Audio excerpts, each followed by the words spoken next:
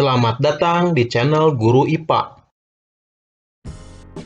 Pada kesempatan kali ini kita akan membahas mengenai penerapan listrik statis dalam kehidupan sehari-hari.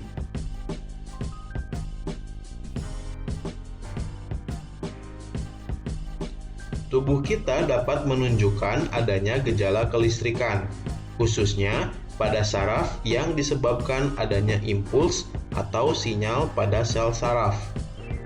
Tahukah kamu mengapa kita dapat merasakan sakit ketika dicubit? Ternyata rasa sakit tersebut muncul karena kulit kita menerima rangsangan berupa cubitan.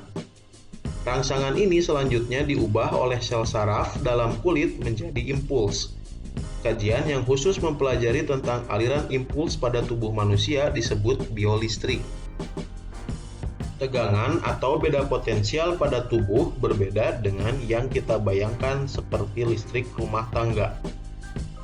Kelistrikan pada tubuh hanya berkaitan dengan komposisi ion yang terdapat dalam tubuh, bukan listrik yang mengalir seperti pada kabel listrik di rumah-rumah. Bagaimanakah cara sel saraf menghantarkan impuls? Sel saraf menghantarkan impuls karena terjadi pertukaran ion-ion di dalam dan di luar membran sel saraf.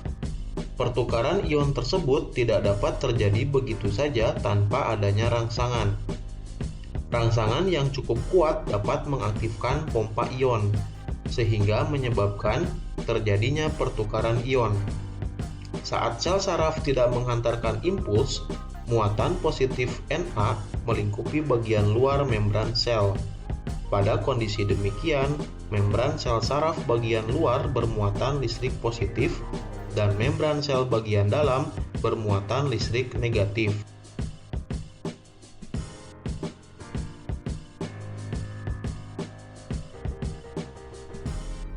Seperti manusia, hewan juga menghasilkan listrik sebagai impuls rangsang dalam tubuhnya untuk menanggapi rangsangan, bergerak, berburu mangsa, melawan predator, atau bahkan navigasi. Pada umumnya, arus listrik yang dihasilkan sangat lemah. Tetapi ada beberapa hewan yang mampu menghasilkan arus listrik yang sangat kuat.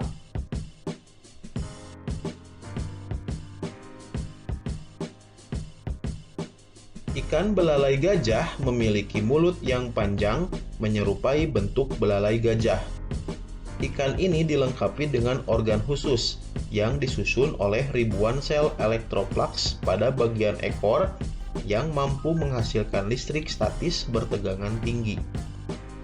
Sel elektroplaks merupakan sel yang menghasilkan muatan negatif pada bagian dalam dan muatan positif pada bagian luar saat ikan belalai gajah dalam keadaan beristirahat. Arus listrik akan muncul pada saat otot ikan berkontraksi dan pada saat yang bersamaan ikan mampu mendeteksi keberadaan predator dan mangsa.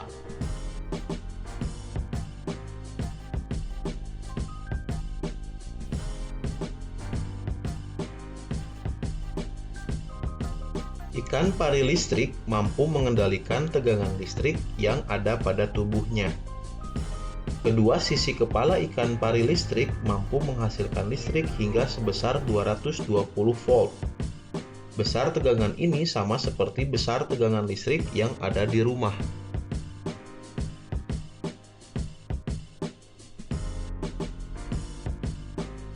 Hiu kepala martil memiliki ratusan ribu elektroreseptor atau sel penerima rangsang listrik. Hiu kepala martil mampu menerima sinyal listrik hingga 0,5 miliar volt. Hiu kepala martil biasa menggunakan kemampuan mendeteksi sinyal listrik untuk mengetahui letak mangsa di bawah pasir, menghindari keberadaan predator, dan untuk mendeteksi arus laut yang bergerak sesuai medan magnet bumi.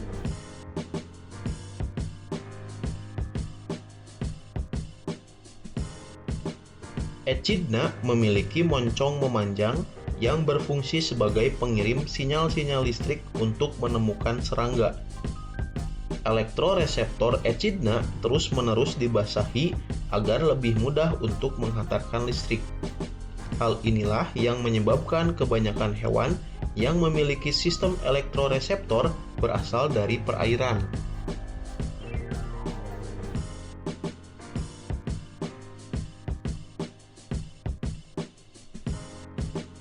Penelitian menunjukkan bahwa belut listrik dapat menghasilkan kejutan tanpa lelah selama 1 jam.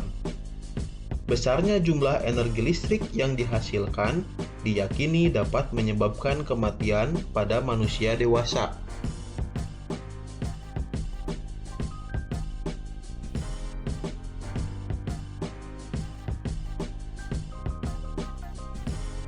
Lele air tawar yang berasal dari perairan tropis di Afrika ini memiliki kemampuan untuk menghasilkan listrik hingga sebesar 350 volt. Besarnya energi yang dihasilkan lele listrik sama seperti energi listrik yang diperlukan untuk menyalakan komputer selama 45 menit.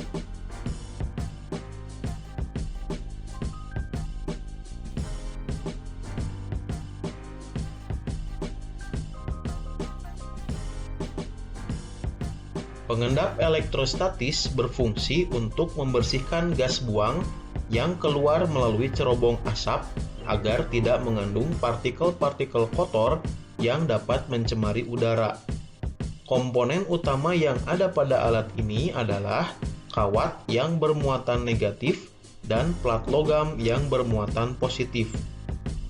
Pada saat asap kotor melewati kawat, beberapa partikel abu akan bermuatan negatif. Setelah itu, plat logam yang bermuatan positif akan menarik partikel abu tersebut sehingga membentuk jelaga yang mudah dibersihkan.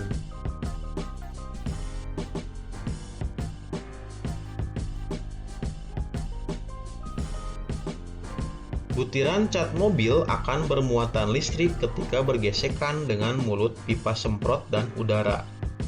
Butiran cat tersebut akan tertarik ke badan mobil apabila badan mobil diberi muatan yang berlawanan dengan muatan cat.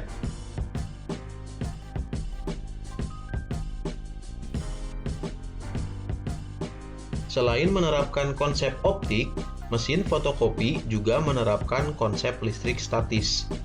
Komponen utama pada mesin fotokopi yang menerapkan listrik statis adalah penggunaan toner atau tempat bubuk hitam halus.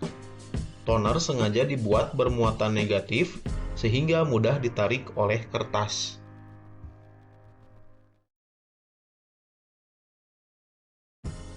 Terima kasih sudah menonton video ini. Jangan lupa untuk mendukung channel ini dengan menekan tombol subscribe.